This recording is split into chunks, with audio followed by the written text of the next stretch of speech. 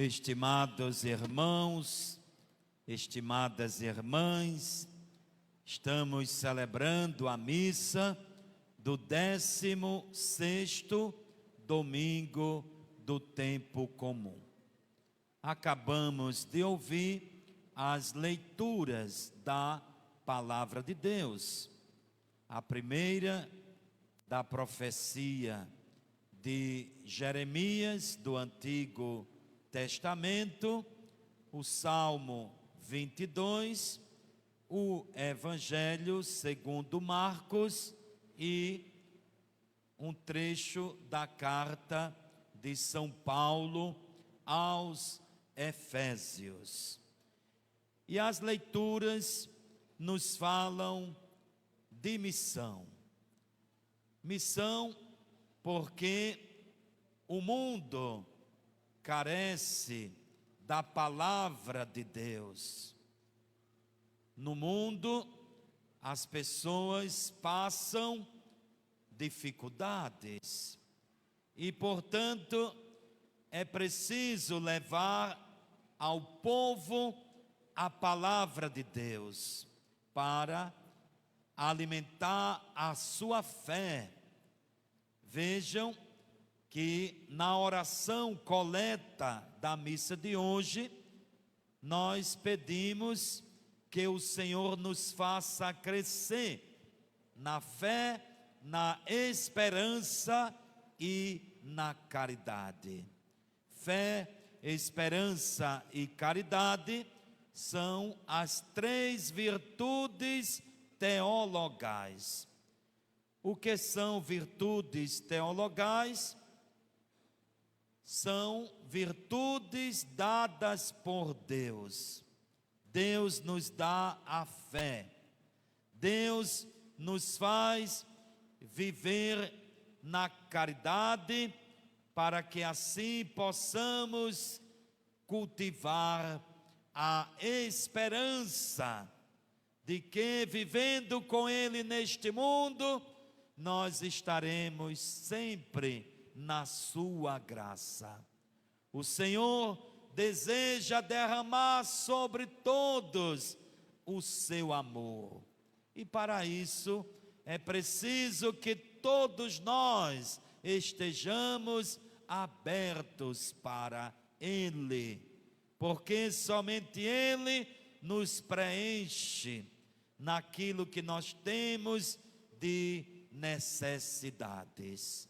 Contudo, é preciso que nós também cooperemos com a obra de Deus. E nós devemos ser instrumentos seus, para que, por meio de nós, a sua palavra chegue a todos os corações, especialmente aos que estão cansados, abatidos, famintos e sedentos do amor de Deus.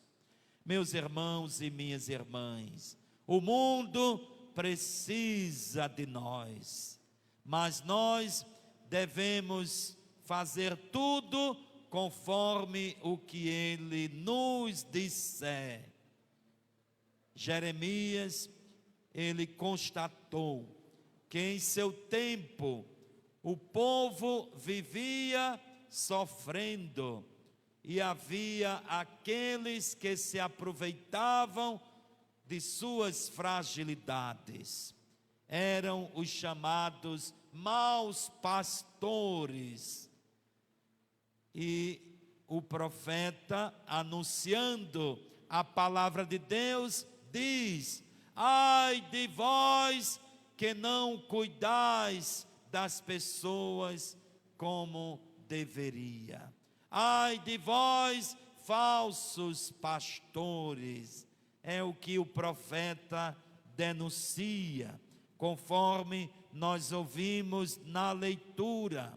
Ai dos pastores que deixam perder-se e dispersar-se o rebanho de minhas pastagens. Meus irmãos e minhas irmãs, o contexto desta leitura lembra que aqueles que deveriam cuidar do povo, as chamadas lideranças, especialmente as autoridades, os reis, se afastaram da palavra de Deus, se afastaram da justiça e praticavam a iniquidade, a opressão. E em consequência, deixava o povo entregue à sua própria sorte. E o profeta preconiza a vinda do Messias, quando diz que o próprio Deus suscitará um sucessor de Davi. Lembremos que Davi foi o grande rei de Israel, que governou conforme a palavra de Deus. Contudo, os seus sucessores se desviaram da lei de Deus e deixaram o povo sofrendo, como ovelhas que não têm pastor.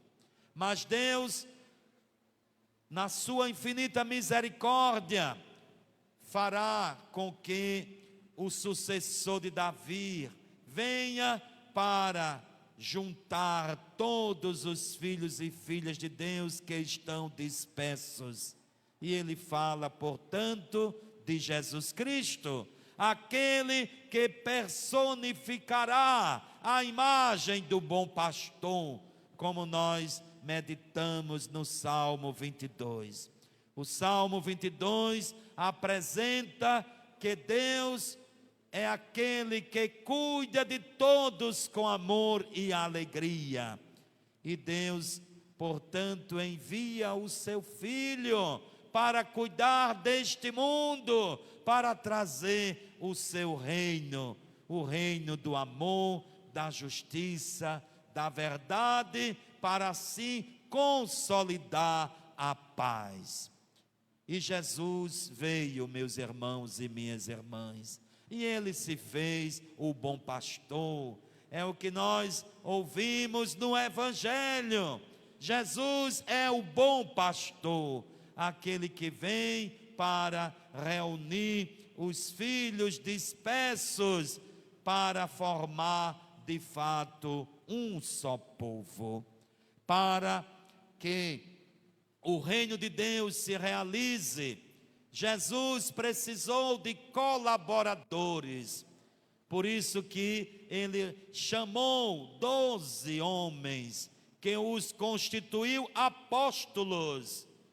E na passagem que nós ouvimos hoje, os apóstolos, após serem enviados para a missão, eles retornam contando como fizeram conforme os ensinamentos do Mestre Jesus. Lembremos que ao enviar os apóstolos para a missão, Jesus lhes deu poder para curar os doentes, para expulsar os demônios, para de fato trazer a presença do reino de Deus. E assim os apóstolos cumpriram conforme o que Jesus havia lhes dito. Na passagem de hoje, eles retornam e se reúnem com o Mestre e passam a contar-lhe como eles fizeram. As multidões iam em busca dos apóstolos, porque de fato estavam famintas e sedentas, como ovelhas que não têm pastor. O evangelista diz que os apóstolos não tinham mais nem tempo para comer, porque a necessidade da missão era grande. Mas o mais importante nesta palavra é que Jesus, ao estar com os apóstolos, ele lhes diz: vamos descansar um pouco, para que vocês refaçam as suas forças e depois possam retornar para a missão. O descanso é necessário para os missionários, Porém, mais do que isso, porque depois do descanso, os apóstolos deveriam entrar em oração para se encherem da graça de Deus, para que eles não caíssem no ativismo, que é o grande perigo de quem age sem tantas vezes ter o devido discernimento. O verdadeiro missionário, ele deixa-se formar pelo Espírito Santo, e é o Espírito Santo que capacita os seus fiéis para que assim possam levar a palavra de Deus. Então Jesus, ele chama os apóstolos para a oração, para que eles meditassem sobre o que estavam fazendo e não deixassem que o sucesso lhes subisse à cabeça, porque a missão foi fecunda, as multidões iam em busca dos apóstolos, mas poderia acontecer de momentos não tão fecundos, em que a missão pudesse nem sempre ser tão bem sucedida. E é por isso que Jesus prepara os seus apóstolos para os momentos difíceis. E é assim na vida da igreja. Nem sempre a missão ela é fecunda, porque na vida há momentos altos, mas também há momentos baixos. Então os apóstolos deveriam estar preparados para aqueles momentos de aridez. É o que Jesus dizia quando, preparando os discípulos, ele dizia: quem quiser ser meu discípulo, renuncie a si mesmo, tome a sua cruz e me siga. Então, o que é que esta palavra quer nos ensinar?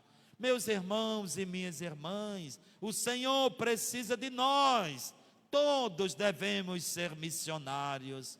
Pelo batismo, nós fazemos parte da igreja de Jesus Cristo, e a razão de ser da igreja é a missão, levar a todos o amor de Deus, a palavra de Deus, para cuidar das pessoas, daquelas que estão fragilizadas por tantas realidades difíceis.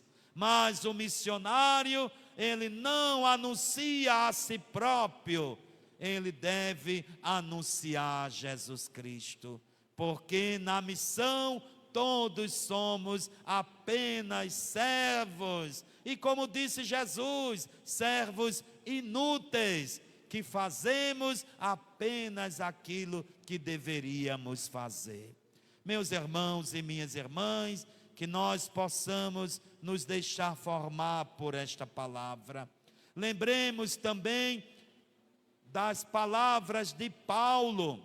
Paulo fala de Jesus como aquele que veio quebrar o muro de separação entre judeus e pagãos. Então, na missão, o protagonismo deve ser de todos, e todos devem anunciar a palavra a todos os que precisam. Por isso que não pode haver acepção de pessoas. A igreja é formada por todos, homens e mulheres, que devem viver conforme a graça de Deus. Meus irmãos e minhas irmãs, concluindo esta nossa reflexão de hoje, que todos nós possamos viver a missão, mas anunciemos não a nós próprios, e sim Jesus Cristo, porque Ele é o bom pastor, porque Ele é aquele que dá a vida em favor de todos. E a razão de ser da igreja é anunciar Jesus Cristo, para que todos o conheçam e possam professar a fé em seu nome. E que todo joelho que se dobre diante de Jesus possa alcançar aquilo que de fato necessita. É isto que nós celebramos neste 16º domingo do tempo comum. A alegria de podermos cooperar com a missão de anunciar Jesus Cristo, que é a missão da igreja. E como disse Paulo, São Paulo, ai de mim se eu não evangelizar. Ai de mim se eu me fizer um mau pastor. Ai de mim se eu me esquivar e não cumprir com a missão que me foi dada pelo Senhor. A missão não é minha, não é sua, a missão é da igreja de anunciar Jesus Cristo, e somos todos colaboradores nesta grande obra, a obra do Senhor. Louvado seja nosso Senhor Jesus Cristo. Vai trabalhar pelo mundo afora, eu estarei até o fim contigo. Está na hora, o Senhor me chamou, Senhor, aqui estou.